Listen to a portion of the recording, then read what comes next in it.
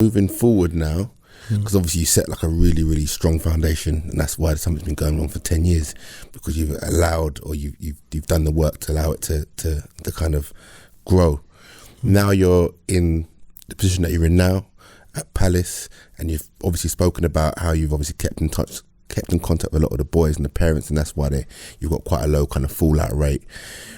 What's your role like now? What's your day to day? What's that look like for anyone that's thinking about head of recruitment, cat one now? Yeah, big boys now, cat one. What's your day look like? Life. Busy, man. Do you know what? It's funny because I don't regard football as a job because it's something that I love to do. Passion, you love it. But recruitment's 24/7. Yeah, like there's no switch off time.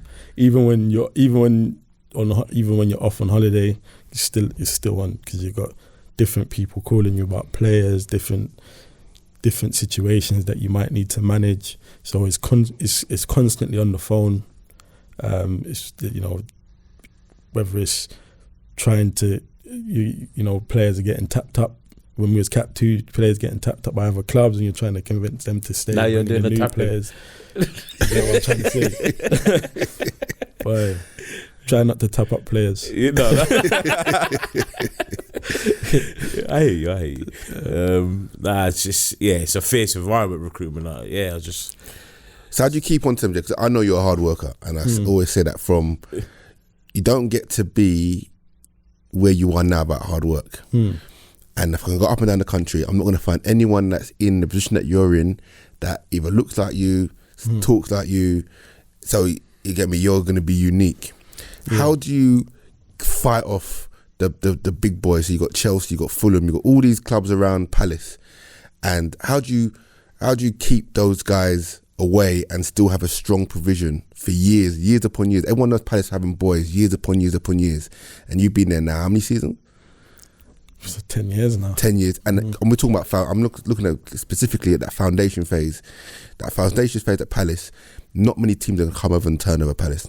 Hardly any. So what strategies have you put in place to ensure that you get the best possible players you can while fighting off them big boys? I'd say, firstly, is the personnel that we've got in place. That a lot of people don't know that or people may or may not know that you're as good as the team that you build. So the team of people that I've got around me are a solid group of people. You can't be everywhere, and you can't.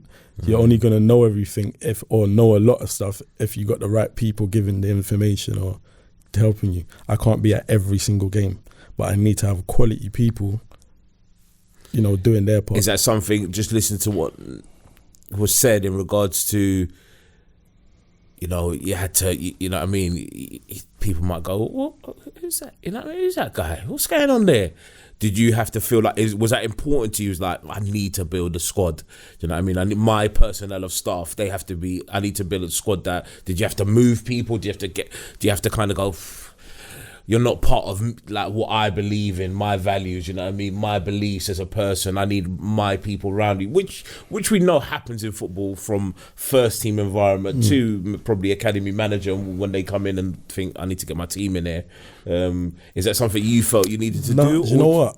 Because I've been at Palace like 10 years, and I would say my growth was at Palace. So when I joined Palace, I was still new to recruitment. I didn't really, again, like I said, it's fortunate because we met Joe in the early days, done the Lambeth Tiger stuff, and we volunteered at Fulham, so we were just sending players to Fulham via Joe. There was no interest on being at academy or anything like that. It was just the more players that we can give opportunities. I don't care, just send them. I wasn't thinking about how much money we was going to get for sending in players when we was going to games and watching other players, it wasn't thinking like that. You get me? Because that wasn't, and that's where I think, because our thoughts was never on that sort of stuff, things just came to fruition. So it was a year that we did at Fulham, and then within that year we played Brentford. This when Brentford was on the rise. So they just had started. I think there was maybe a couple months or a year into their project. And we played them 3 ages and we beat them. So what, Fulham played them or your boys? My Lambeth boys played them, and we beat them at all the ages. And this is where Dolski got invited back in. Yeah. And another kid that was there all the way, a kid called Malachi, who coaches for us now. Yeah. And he got all the way to the youth team. Yeah. Or either 16s or the youth team, but he played youth team level football. So they ended up going in there, but we ended up getting jobs off the back of those games. Wow. So off the back of those games, Sean O'Connor. Who's it? Oh, Sean O'Connor. Sean O'Connor, top guy. Yeah, so Sean O'Connor, Arsenal, back at Arsenal. Yeah. So Sean O'Connor and Ozzy was there, but we had a meeting with Sean straight after the game, and he was like, "Look, we want you two to come on board with the South London stuff. So we want some of these South London boys coming up, X, Y, Z." So Brentford was like the first sort of job that we had that paid something. So it was expenses. So it wasn't like a retainer and it's expenses. But we just, okay, cool, we can give from more wanting nothing and just enjoying the environment. Expenses is like a bonus. So I know now when I go to games, you're getting a little something back. Yeah. So I was at Brentford, did about 6 months there. But what happened was Joe got asked to go back to Palace.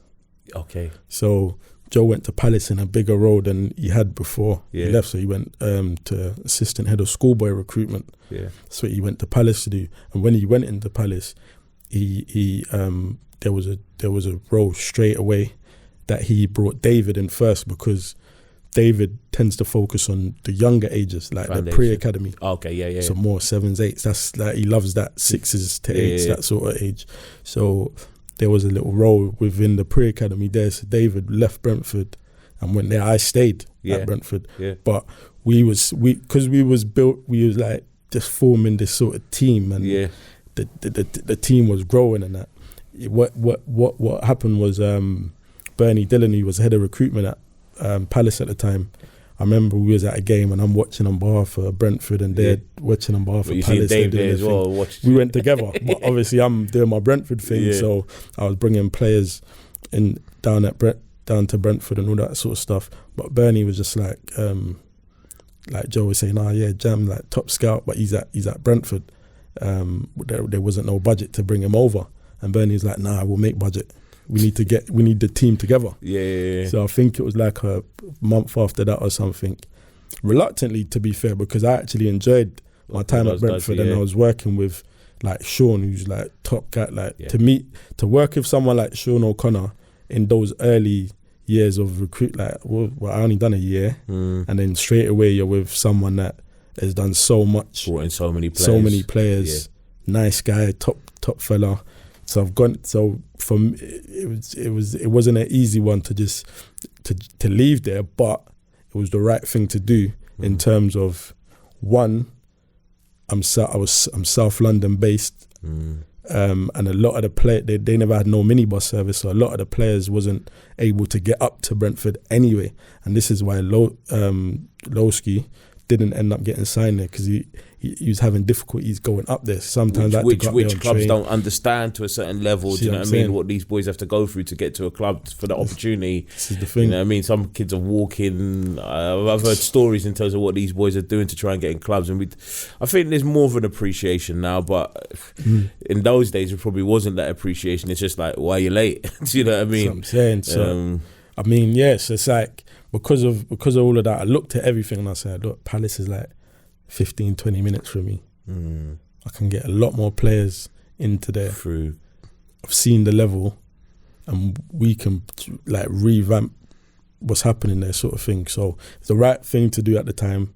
So I left Brentford. Seems like you're doing it for the right reasons. You're doing it for your boys. You know what I mean? You're doing it for the opportunity again. And back to why you originally kind of done the grassroots setup with Lambeth Tigers. Exactly, nice. and also personally for me, it was the right thing for myself in terms of I would have learned a lot more being able to go into the club, being closer to the club, and all of that sort of stuff. So went into Palace now, and I was just that was like my first retainer. So like you're getting a little something. You know those retainers, it's always less than what you actually do when you work out your mileage. Always. Again, like that's what I'm saying. For me, I never went in there and tried to negotiate anything. Because I wasn't looking at that side of things. You were happy to be in the it's environment. Just I was saying, yeah, nah, cool. Like we can, like we're in the environment. We can bring more players in there. So we went into Palace, and Palace was, in terms of what they are now, they was so far away from where we brought it to now. And in the first few years, we was getting like 25 to 30 players signed. Wow.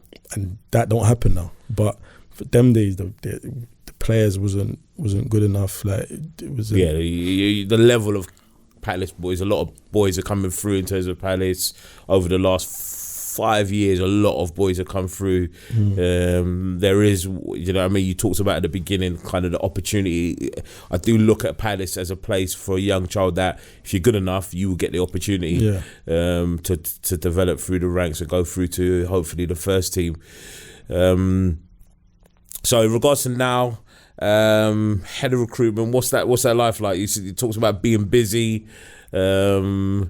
Is there more aspirations? Is there, or yeah, of course. I mean, over the years, like, you know, as it is, everyone's always trying to poach the best people at particular places. But for me, I thought I enjoyed the project of Palace because it's a challenge. Like you're a Category 2 club in a pond surrounded by Category 1 clubs. Some of the biggest and clubs even in the some country. Good other Category 2 clubs as well. Other good, exactly. So it's like, I think in terms of what I know now, I don't think I would have learned that anywhere else. In the sense of I probably would have just been like a scout. I wouldn't have grown to learn everything at all the different stages. Your growth is great. I mean, I hope even at the very least somebody who's got aspirations like you did when 10 years ago, they can listen and go, do you know what? It's possible. Yeah, it's going to be hard. Yeah, I've got to, I got to shuffle. I've got to seek opportunity. I've got to do it voluntary. Do you know what I mean? And they're the things you don't hear about the environment. People do things voluntary in football for a period of time just to get their foot in the door. I just hope that people can listen to it and go, that's what I need to do. My day was like them long shifts bus driving. Yeah. Couple days a week doing Lambeth coaching. Yeah. And then weekends is scouting. Gone. So whole week's gone. So that was me, like, constantly, and that's because once I got into it, I started to enjoy I enjoyed finding a player that no one else found, getting him, bringing him to Palace, and then seeing that player succeed. You get me? So those are of a lot of the players that we scouted, especially in the early years. We had sessions where they could come in and we coached them. So we developed a lot of the boys before they had gone into clubs. You got a boy called Quadro Bar who I was coaching before I brought him into Palace. And then now he's first team at Rochdale. Doing well. You see.